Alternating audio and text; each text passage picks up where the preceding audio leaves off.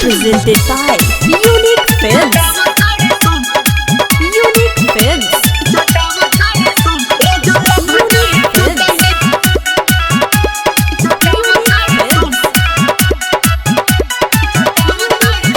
Mixed by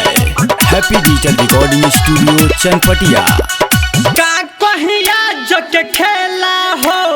प्यार भइल पैसा के मेला हो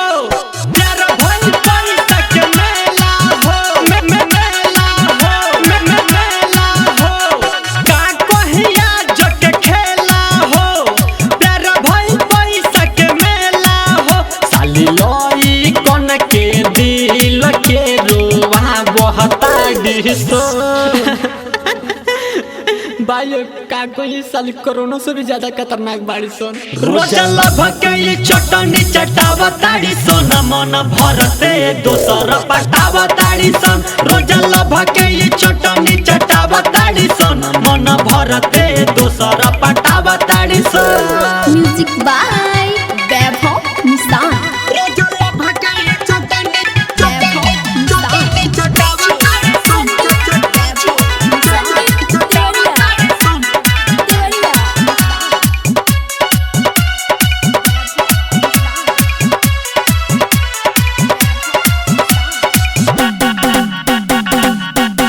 बिगड़ हता जाबाना हो कैसे जी दीवाना हो ये भाई बिगड़ हता जाबाना हो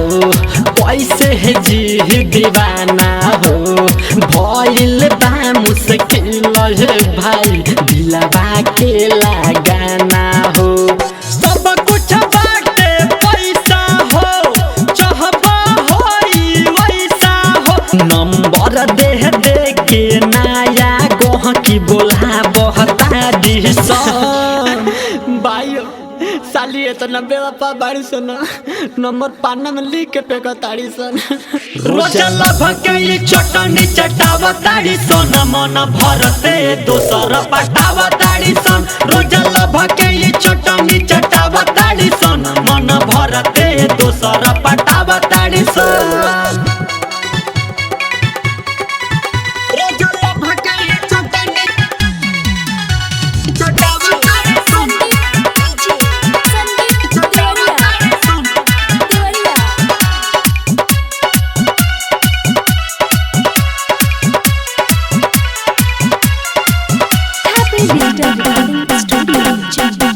लागे ना यो कनी के माया हरे डोह के या सिक के काया हरे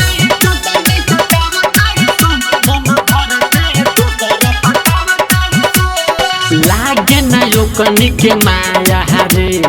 डोह के या सिक के काया हरे कोई कोई जगह चिखाना चिखा के बने हले सन नाया रे